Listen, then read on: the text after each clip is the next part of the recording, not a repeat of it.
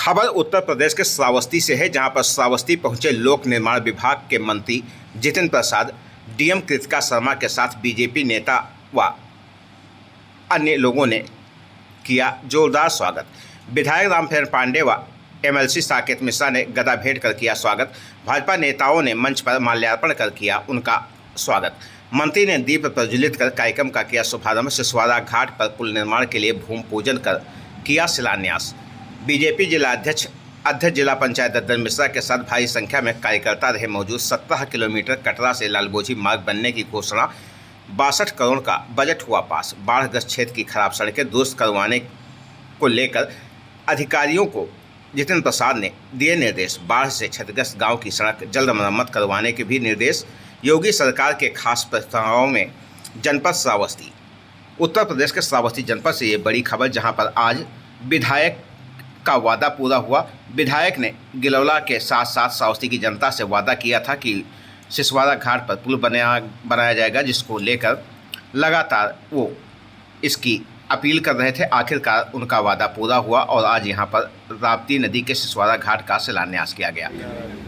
लोक निर्माण विभाग के मंत्री जितेंद्र प्रसाद ने पहुंचकर लोकार्पण व शिलान्यास किया। इस दौरान भारी संख्या में भाजपा के पदाधिकारी, कार्यकर्ता व ग्रामीण मौजूद है, जिनकी मौजूदगी में इस कार्यक्रम का आगाज किया गया और जितेंद्र प्रसाद ने बटन दबाकर इस कार्यक्रम का लोकार्पण करते हुए यहां पर भूमि पूजन कर राप्ती नदी पुल का शिलान्यास भी किया।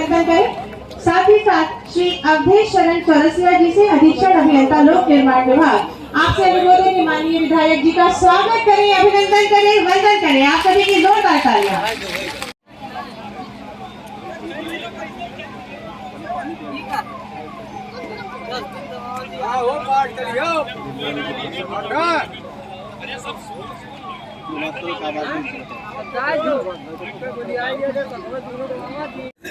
जय श्री राम, जय श्री राम, जय श्री राम, जय श्री राम, जय श्री राम।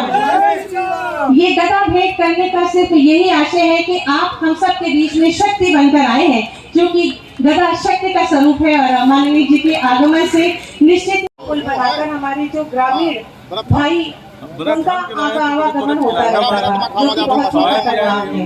सेतु के निर्माण से दोनों तरफ के ग्रामवासियों को ब्लॉक, तहसील और जिला मुख्यालय आने जाने में सुविधा मिलेगी और दोनों तरफ के गांव जनपद मुख्यालय से जुड़ जाएंगे, जिसमें लगभग 1.5 लाख की आबादी को लाभ मिलेगा। इसके अतिरिक्त अंधपुरवा की तरफ 15 किलोमीटर एवं राप्ती भाखला की तरफ 12 किलोमीटर की दूरी आने जाने वाले लोगों के लिए कम हो जाएगी, जिससे क्षेत्र का सर्वांगीण और चौतरफा विकास होगा। आप सभी से अनुरोध है कि सेतु निगम के लिए भी एक बार जोरदार तालियां बजा दें। 2 किलोमीटर है एवं इसकी लागत 150.25 लाख है। यह ग्रामीण श्रेणी का मार्ग है। यह मार्ग नानपारा, शंकरपुर, लालपुर, हुजूरपुर मार्ग के किलोमीटर 32 से दाएं निकलकर ग्राम रमुआपुर, धूमबोझी से अहिरा तक जाता है। इस मार्ग के निर्माण हो जाने से ग्राम रमुआपुर, धूमबोझी व अहिरा के निवासियों को सुगम यातायात और अच्छे मार्ग उपलब्ध होंगे, जिनसे कि जो यातायात में और यात्राओं में जिस प्रकार की हम लोग समस्याओं से जूझते थे, निश्चित ही उन समस्याओं से हम बाहर निकलेंगे। इस जो ये हमारा निर्माण कार्य जब जैसे संपन्न होगा, जैसे पूर्ण होगा और जो हो रहा है, उससे निश्चित ही हमारी यात्राएं और यातायात सुगम होगा। आगे बता दूं कि जनपद श्रावस्ती के नानपारा, शंकरपुर, लालपुर, हुजूरपुर मार्ग राजमार्ग संख्या 26A की कुल लंबाई 8 किलोमीटर है और इसकी लागत 363.44 लाख है। यह मार्ग बहराइच, भिलगांव से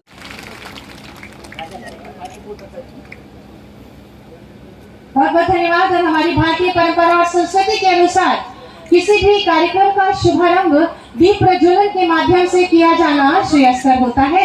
मैं बहुत ही आदर के साथ माननीय मंत्री जी से अनुरोध करूंगी कि अपने शुभ कर कमलों से दीप प्रज्वलित करके इस कार्यक्रम का शुभारंभ करें। अध्यक्ष जी आइए। आपने जब आपने माला बजाई माननीय माननीय जिलाध्यक्ष जी द्वारा स्वागत किया जा रहा है माननीय मंत्री जी का। बरसात में जितनी सड़कें क्षतिग्रस्त हुई हैं उनको जल्द से जल्द जितनी सड़कें हैं लोगों के घरों तक और गांव तक की उनकी मरम्मत करा के सुचारू करा के बिल्कुल बढ़िया बनवा के दीजिए, ताकि ये जनता कह सके कि मोदी सरकार और योगी सरकार में कुछ अलग ही काम होते हैं। ठीक है ना? ठीक है कि नहीं ठीक है? ठीक है सर। तो मैं यही कहना कि कार्य होंगे, गुणवत्ता के आधार पे होंगे, धन की कोई कमी नहीं आने दी जाएगी। पूरा लोक निर्माण विभाग, योगी सरकार प्रतिबद्ध है।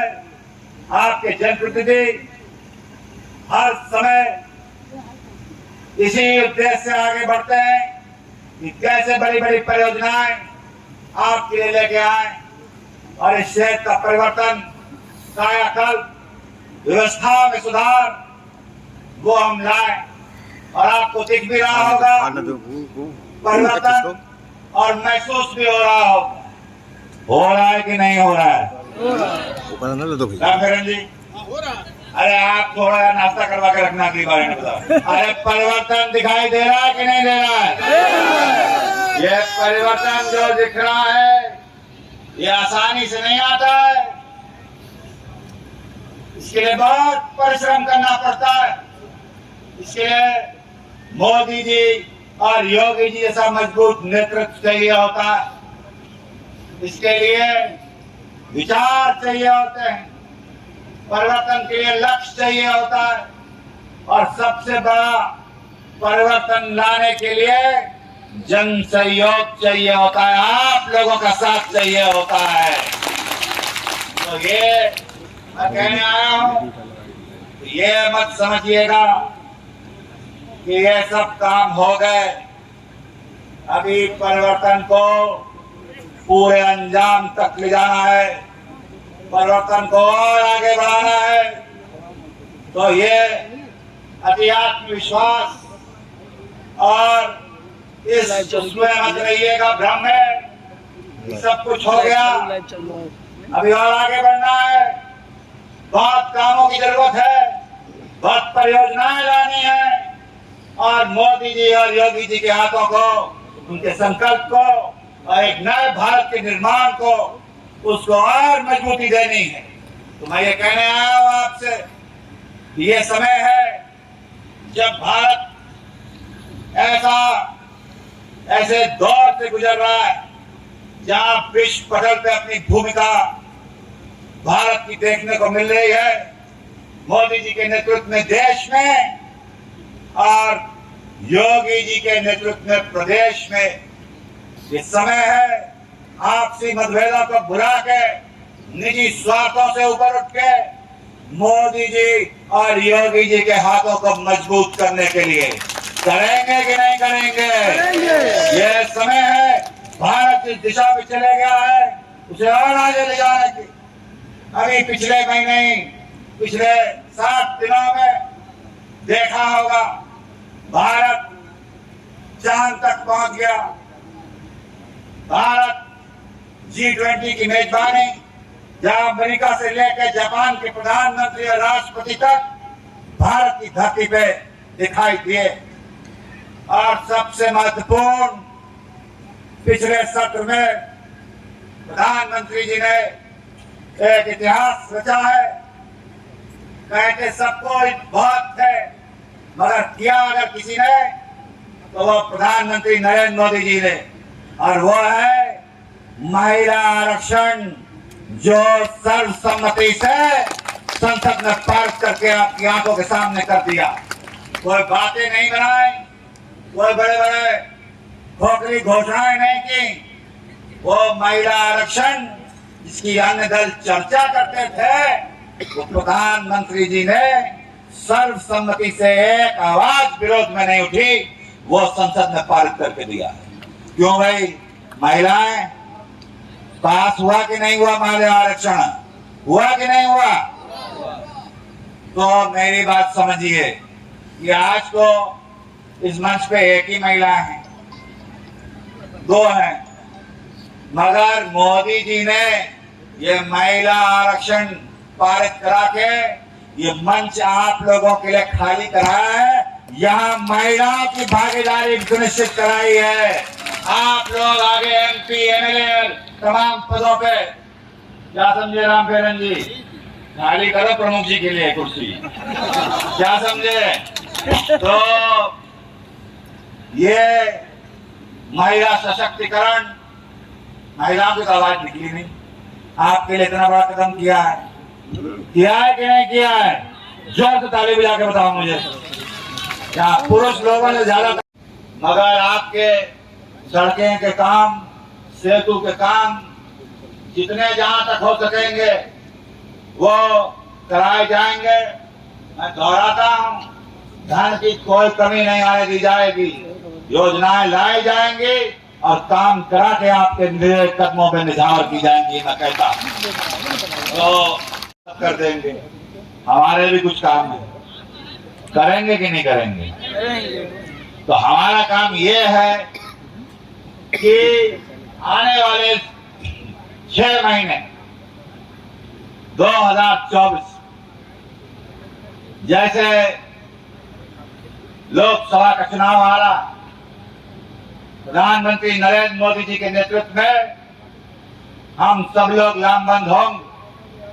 आपका आशीर्वाद, आपका सहयोग और आपका समर्थन मिलेगा तो ये जो विरोधी हैं ये धूल में उड़ जाएंगे, ढूंढे नहीं मिलेंगे। आपका सहयोग और समर्थन चाहिए है। आपका जो ये उपस्थिति है, आपके यहाँ जो आपका आशीर्वाद मिलता है वही हमें ऊर्जा देता है काम करने के लिए, बड़ी बड़ी परियोजनाएं लाने के लिए, आपके लिए व्यवस्थाएं सुधारने की।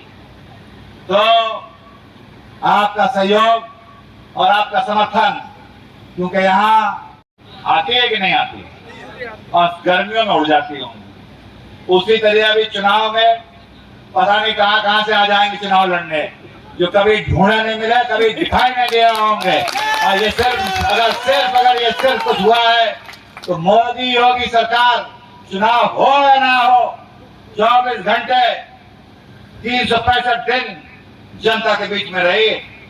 तो बाहर का रास्ता दिखाना, जो यहाँ अभी चुनाव के वक्त बड़ी बड़ी बातें, जनता को भ्रमित करने की, भावनाओं से खेलने की, और कोई इनमें मैं कह सकता हूं आज अगर देश किसी के हाथों में सुरक्षित है, आने वाली पीढ़ियों का भविष्य किसी के हाथों में सुरक्षित है, तो वो प्रधानमंत्री नरेंद्र मोदी जी के हाथों में सुरक्षित है और किसी के हाथ में नहीं।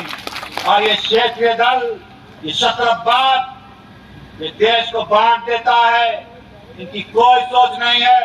ये क्षेत्रीय दल व्यक्ति विशेष के दल हैं, यहाँ चंद लोग फायदा उठाते हैं, जनता को दरकिनार कर दिया जाता है। तो सावधान रहिएगा, ये क्षेत्रीय दलों के चक्कर में मत पड़िएगा। ये लोग सिर्फ अपने लिए हैं, ये जनता देश के लिए नहीं है। अगर देश के लिए कोई है तो वो भारतीय जनता पार्टी और मोदी और योगी सरकार। तो अंत में मोदी सरकार, जरा जोर से, तीसरी बार मोदी सरकार, तीसरी बार मोदी सरकार, तीसरी बार मोदी सरकार। धन्यवाद। आजम खान को भाजपा मुसलमान होने की सजा दे रही है। आज जो मुझे जनपद आने का सौभाग्य प्राप्त हुआ है, यहाँ विभिन्न परियोजनाएं लोक निर्माण विभाग द्वारा दी गई। खासतौर से जिस देश से मैं आया हूँ वो द्वारा घाट का क्षेत्र जनता की बहुत बड़ी मांग थी, और यहाँ के हमारे विधायक रामचरण पांडे जी, हमारे जिला पंचायत रतन मिश्रा जी, सभी जनप्रतिनिधियों ने ये मांग जो यहाँ रखी थी, ये योगी सरकार ने फैसला लिया है कि ये सेतु समय सीमा पे जल्द से जल्द काम पूरा किया जाए। तमाम और परियोजनाएं बड़ी सड़कों को चौड़ीकरण करना, और साथ ही साथ ये भी आपको बताना चाहता हूँ कि यहाँ जो सड़कें क्षतिग्रस्त हुई जनपद की, लोक निर्माण विभाग के अधिकारियों को स्पष्ट निर्देश दिए हैं कि तुरंत उसकी मरम्मत का कार्य, जो गांव की सड़कें हैं जो वर्षा के कारण क्षतिग्रस्त हैं, उसकी मरम्मत कराई जाए, तमाम और सुविधाएं कराई जा रही हैं। ये जनपद, ये क्षेत्र खास प्राथमिकता पे है योगी सरकार की, और हम पूरा प्रयास ये अपना प्रदेश आईडी नीचे करो। और जहाँ तक इनकी आपने बात की वो मनगढ़ आरोप लगाते रहते हैं, उनका कोई औचित्य नहीं है। सरकार नियम कानून पे काम कर रही है, जो कानून का उल्लंघन करेगा उसको सजा दी जाएगी।